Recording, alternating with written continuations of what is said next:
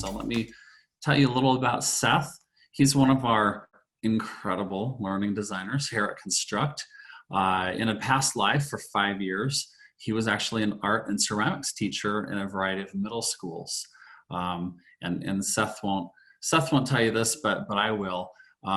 I've seen the most remarkable ways that Seth translates learning online, because if you can imagine, I would think it's pretty difficult to teach middle schoolers art and ceramics. So a very creative thinker. And so during that time, he mastered the ability to structure content delivery so students could achieve significantly more.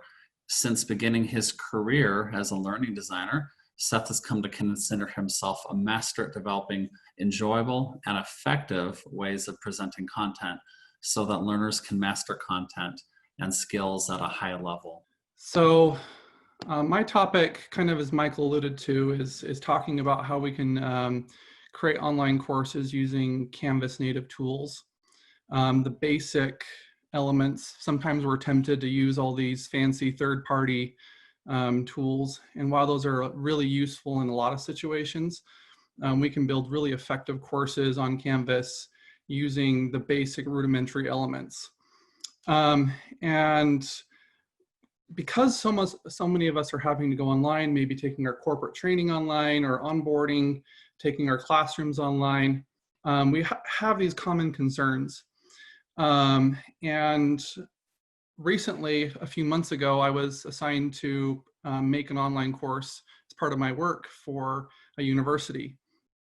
And I was given the content by the faculty, and it was kind of stressful because I was like, how do I take this content, which is traditionally taught in a classroom, and how do I translate it into the online format? And so I was thinking, like, how do I ensure the student gets the same experience as they would in the classroom? And then how are we going to get them to perform authentic tasks while doing their learning online? And this kind of took me several weeks of pondering and kind of wrestling within my soul to kind of figure out, like, how am I going to turn this traditionally taught in the classroom course into an online platform? And there's a couple of realizations that I had along the way. First, the goal isn't to duplicate the classroom experience. And ultimately, online learning is different, but still valuable. And I had to transition my belief system from, oh, I've got to make it the exact same, students should have the same experience, to, no, they're going to get a different experience, but that experience is still going to be wonderful. It's still going to be effective. It's still going to be valuable for the learners. They're just going to have a different experience, and that's okay. And the quality doesn't drop between the two necessarily. If both are done well, both can be of equal value, but the experience is just going to be different. And so kind of looking at, like, what is the function of good learning, whether it's in the classroom or if it's online, what's the purpose? And ultimately, it's about getting the learner to perform authentic tasks.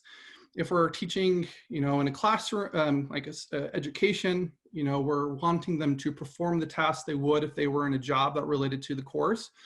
If we're a corporate trainer working in the private sector and working on onboarding our clients or our employees, then we want them to kind of be doing the work that they would be doing when they're, post onboarding. And so let's look at, like, first of all, let's look at, like, what kind of would be like the pitfall, like the bad example of building an online course, whether that's at a university or a school, or if that's onboarding or corporate training. And the temptation is just to kind of dump a lot of content with text and video, have a little quiz, dump a little bit more content, have a final, and call it good. And that's really not effective. It's not effective in the classroom. It's not effective online. That's really only effective, well, not really at all. And so I remember as a school teacher at the beginning of the year, we had these training videos that we had to watch every school year. And it would just be like this video that the school district would hand to us, and we would put it on double speed or 1.5 speed and just kind of like listen to it. And everyone was like checked out. And at the end, you had to sign a paper saying you listened to it, and that was it. That's not effective remote or online training. So now let's kind of like look at the contrast. What would be more effective? And that would be more along the lines of maybe we're giving a little bit of content. We have to give them background information on some level. And these items could go in different orders. We don't necessarily have to give them content first. Maybe we throw them in and say, hey, here's kind of what you're doing. Go figure it out. And then we'll come back and deconstruct the steps and kind of think through things step by step. So these can be done in different orders, but generally speaking, we can give a little bit of background. We're going to look at examples and evaluate those examples. We're going to set up success criterion describing how is the learner going to know that they've done their task properly. So if we look at if we look at examples and evaluate them, they're going to kind of have an idea of like what's good, what not to do. And at some point, we need to demonstrate the task. We need to model how to build a product or perform an activity or do some sort of work. They need a chance to practice, feedback, perform, and then get more feedback. We want lots of feedback cycles. Often in learning, we want to give the learner, like, okay, here's your demonstration, now go do it, and that's it. But really what we need is we need to be able to practice something. And then after we've practiced, we need a chance to kind of reflect on what we've done well and what we can do better. Because when you do something the first time, you're gonna do some things really well because you've been very careful to pay attention to steps because it's new to your brain. But you're also you don't know what you don't know. And so you need an opportunity to kind of pull back and say, okay, this went incorrectly. I can improve this. And because I didn't know this at the beginning, when I started practicing, I need to implement that when I do it again. So we want to give the students multiple opportunities to practice and perform. So how do we use Canvas? Because if we're transitioning our onboarding, our classes, if we're transitioning those to online, it's very likely we'll be using Canvas. And so how do we use Canvas to help the students perform these authentic tasks that we want them to do? How do we get them doing in an online environment? So I've created a sample Canvas course that kind of illustrates what this might look like using basic features. And I've used, in my little example, I've used the quiz feature, the discussion feature, and the assignment feature. I didn't use any of the page feature, although that can be very effective. But I just use these very basic features.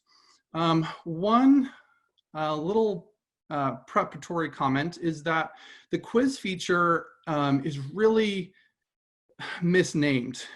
Because it can be used for so many learning activities. I would love it if I had the ability to change when I'm using the quiz feature in Canvas. I'd love it if I'd be able to change the name to like learning activity, because most of the time I'm not using the quiz feature as a traditional quiz. You'll also notice that in this Canvas course, these subsequent pages, they're blocked off. I've used the prerequisite tool to say, hey, student, you need to go in order one step at a time, very linear.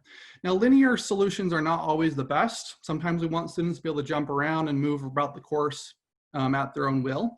But often we want the students to kind of get into one track so they're not overwhelmed, to kind of guide them and in a sense, force them to do each activity, because it's really easy sometimes to like blow off an activity and like, I don't really want to do this. I'm just going to go to the next page. But this kind of like gives them a little bit more structure to like stay in the lane and complete the entire course. So what I'm doing here on this first page is, so this is a lesson about how to create a mandala. And while it's very unlikely that any of you would be giving a lesson or training on how to build a mandala, the same principles kind of apply. So we could give a little bit of introductory content. And then this is the cool thing about the quiz feature that I don't know that a lot of people use very effectively. So they watch the video and then I have some questions for them to analyze based on what they learn. And then the students can type in their answer. And here's the thing though, is that you'll notice that I've set this question to 0 points. And I think that's brilliant because not every learning activity should be graded or evaluated even. And so they can go through and they can answer all these questions. And then they go to submit their quiz. And then the cool thing is that, boom, there pops up, I can type in a sample answer. which is really effective because then the student can compare what they wrote down to what you've pre-prepared, and they can kind of compare and contrast and see what they didn't get or what they did understand. And that just creates a whole new layer of understanding, and also creates feedback without the instructor having to be present or do anything. The student can kind of give themselves feedback. The next element I'd like to talk about is the discussion feature. And here we're looking at examples. So it's really, this is one of the things that's most overlooked in education, is analyzing and looking at examples, how to do something properly, how to do something incorrectly. When you show people examples, they get an idea, they raise their vision of what they can do, and they start performing better. So it's kind of like, maybe, you know, a lot of us aren't going to be teaching about how to build a mandala. So how can we maybe apply this to like an experimental design course, other courses? This is experimental design. I would show examples of different experiments, and then I would have the students analyze, okay, why is this experiment design poor? Like, oh, maybe they didn't isolate their variables or wasn't double blind, and maybe looking at a better example that's really effective. So they kind of watch out for pitfalls and common mistakes. So I've used some HTML tabs to kind of, so the students can kind of flip through and look at different examples. And then down here, I give them a discussion topic, and then they kind of work together to kind of figure out like what makes this be effective, you know? And it could be, if going back to the experimental design, they could be analyzing an experiment. Then I want to show you this. I'm not going to enter the discussion, but I want to show you if the student doesn't participate in the discussion, you'll notice that if they go to the next page, they're locked. They can't. So they're required to participate, which I think is often very effective. And so then they can type a reply here in the box. They submit it. And then once they've contributed to it, then they're allowed to move on. And then here, so I've kind of taken the idea of examples, and I've broken it down into two different pages. So first of all, they were trying to figure out the criteria themselves, trying to identify what makes this product effective. And the next one, I'm kind of giving them a little bit more support. So I'm giving them some specific things they need to achieve, or what characteristics makes a mandala effective, or maybe makes an experiment effective, or makes a math model effective. Whatever your course is, you can kind of lay out exactly what makes that activity or that product effective. So they're going to rate it, high, medium, or low. And then they're going to have to explain the rationale. They're going to have to use these success criterion, and they're going to have to analyze, okay, why is this good, or why is this medium, or why is this poor quality? And they're thinking about that. So they're typing in their answer here. And then I always love to show a poor example, because we learn so much from seeing how things are done wrong, and then we want to avoid it. And plus, because they're evaluating some other person's work or task, they're more honest with their feedback, and that allows them to be more honest with themselves when they create their own product. And then they can type in their answer. And then, like I showed you on the previous quiz, once more, they get some feedback, a sample answer that they can compare their answer right here to the answer that you've prepared for them. Moving on, now it's an opportunity for them to practice and have the steps demonstrated to them. So I have a little video for them to look at, and then they see an example what a practice one will look like. So this is their first attempt of actually doing the task, but along the way they've been evaluating, they've been thinking, they've been contemplating, they've been doing a lot of these really really active learning types of things. So then they're going to submit the assignment. So they need to then, you know, submit a photo. So they'll go into their files, they'll find their practice, they're going to upload it to Canvas, they're going to submit it. And then you as an instructor, you can evaluate their work. So that you can turn in, with assignments, you can turn in videos, you can turn in images, you can turn in text, you can turn in PDFs, Word files, Excel files. So you can really, the sky's the limit with what you can have them do to show evidence of their practicing. Then after practicing, of course, they need some feedback. But as an instructor, you online, maybe it's more of an autonomous course. You may not have the opportunity to give the learner individual feedback on how they did. But you can either have them give feedback amongst their peers using the peer tool in the assignments, or as I'm showing here, we can have an autonomous feedback where they self-reflect and they give themselves their own feedback. So I give them specific criteria they were supposed to have met while doing the practice.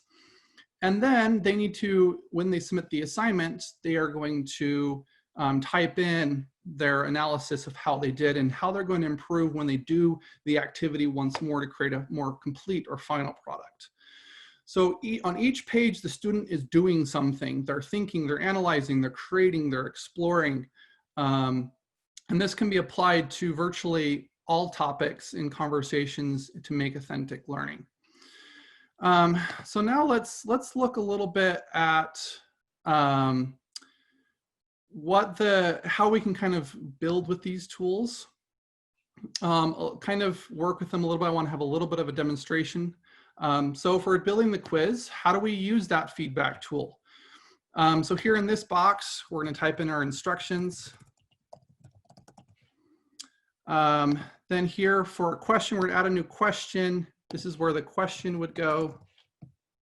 And then the quiz feature is awesome because you can have them, turn in a lot of different things. So I'm going to have them do an essay question. And then this is the secret box right here. This little thing that doesn't stand out too much, you click on that and then boom, you can give them feedback or a sample answer right there. Then when the student takes the quiz, they will see that. And it's really, once more, it's not a quiz, it's a learning activity.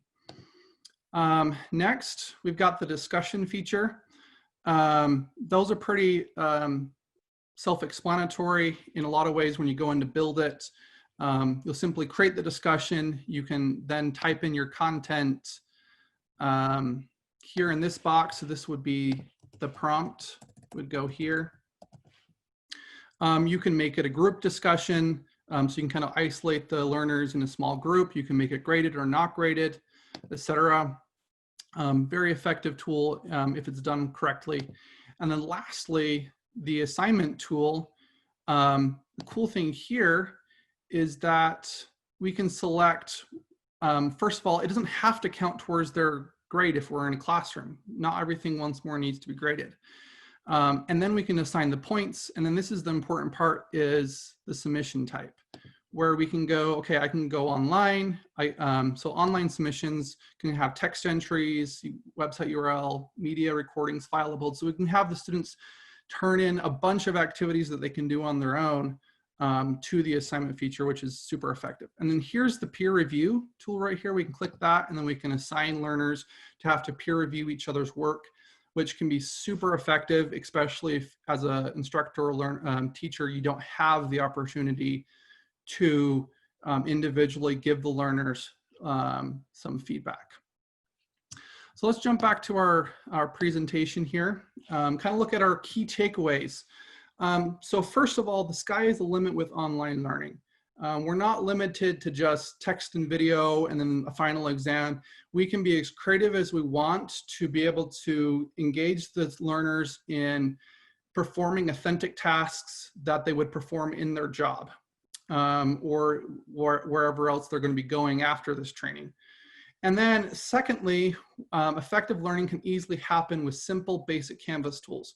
We don't have to use a bunch of third-party tools that we embed into Canvas. We can, they're often effective, but you can do so much with just the basic simple tools if you're creative and think more about the instructional design. How are you going to get the learner to perform instead of thinking about, oh, I'm going to use this fancy tool because I need all these bells and whistles. Keep it simple and keep the learning active and participatory.